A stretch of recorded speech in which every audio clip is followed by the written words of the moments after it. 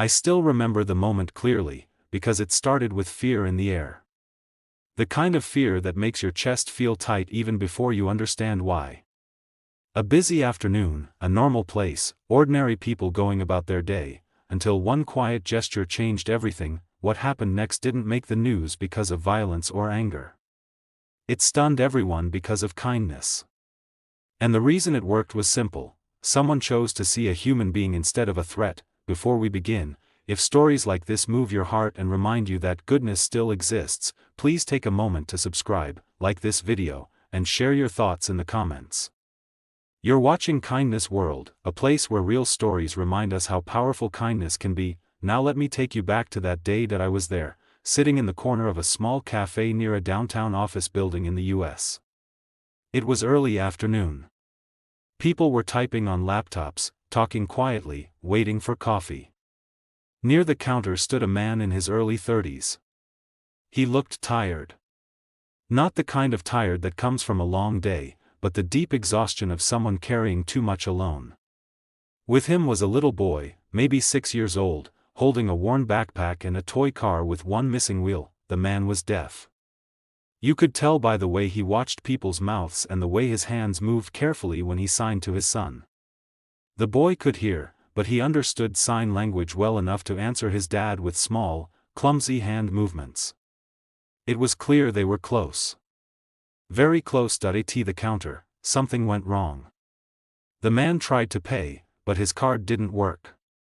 The cashier spoke louder, then slower, not realizing the man couldn't hear her at all. A line formed. People sighed. The boy looked up at his dad, worried. The dad smiled at him, signed something reassuring, and tried again. That's when I noticed another man step forward from the line. He was tall, well-dressed, calm. Later I would learn he was the CEO of a large tech company in the building next door. At that moment, he was just another customer. Instead of speaking, the CEO raised his hands and signed. Not perfectly, but clearly enough. "Take your time," he signed. "It's okay." The single dad's face changed instantly. Relief washed over him. He signed back, faster now, explaining something about the card and his paycheck being delayed. The CEO nodded, listening with his eyes, not interrupting. Then everything shifted. The dad glanced toward the door. His body stiffened. His hands started to shake. He signed again, but this time his movements were urgent, sharp, filled with fear. "Help me," he signed. "That man. He has a weapon." I felt my stomach drop. The cafe went on like normal. No shouting. No panic. Just one silent warning passing between two people who could understand each other. The CEO didn't react the way movies teach us to expect. He didn't run. He didn't shout. He didn't point. He stayed calm. He signed back slowly, steadying the dad. "Stay calm," he signed. "Where?" The dad nodded slightly toward a man near the door, wearing a heavy jacket despite the warm weather. The man's hand was inside his pocket. His eyes moved too quickly, too nervously. The little boy sensed something was wrong.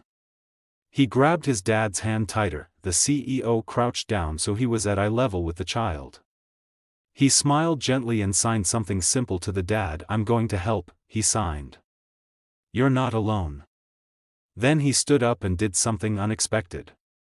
He walked toward the man at the door, not aggressively, but confidently, like someone who belonged anywhere he stood. At the same time, he quietly signaled an employee behind the counter, using a mix of gestures and written words on his phone, to call security and the police. No alarms. No panic. When the CEO reached the man, he started a normal conversation. Asked him if he needed help. Asked if he was looking for someone. His voice was calm, friendly, almost warm. The man hesitated. His hand slowly came out of his pocket. What he had wasn't what people imagined. It was a small, damaged object that looked threatening at first glance but turned out to be a broken metal tool. Still dangerous. Still scary. But not what the fear had grown into. Security arrived within moments. The man was escorted out without anyone getting hurt. Only then did the cafe realize something had almost happened. The CEO walked back to the counter. The dad was shaking now, adrenaline finally catching up. The CEO signed to him again. "You did the right thing," he signed. "You protected your son." The dad's eyes filled with tears. He signed back slowly, carefully. "Thank you for seeing me," he signed. Most people don't. The CEO paid for their food. Not just that, he sat with them. He listened as the dad explained his life. How his wife had passed away. How learning sign language had been his son's first language of love. How hard it was to ask for help in a world that rarely slowed down. The CEO didn't give a speech. He didn't brag. He didn't post about it. He simply treated them like equals. Before leaving, he wrote his number on a napkin and handed it to the dad. "If you ever need help," he signed, "call or text. Anytime." The boy smiled for the first time that day. A real smile. Weeks later, I heard the follow-up. The CEO helped connect the dad with a better job opportunity. Flexible hours. Fair pay. A workplace that valued accessibility. Not charity. Opportunity. All of it started with one choice: kindness instead of fear. In a world that often tells us to look away, to rush past, to assume the worst, this story reminds us of something powerful. Kindness isn't loud. Sometimes it's silent. Sometimes it's just hands moving in the air, saying, "I see you. You matter."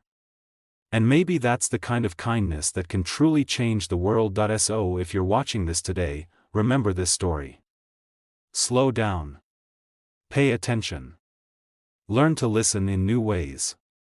Because the next time someone silently asks for help, you might be the only one who understands, and the kindness you show could save more than one life.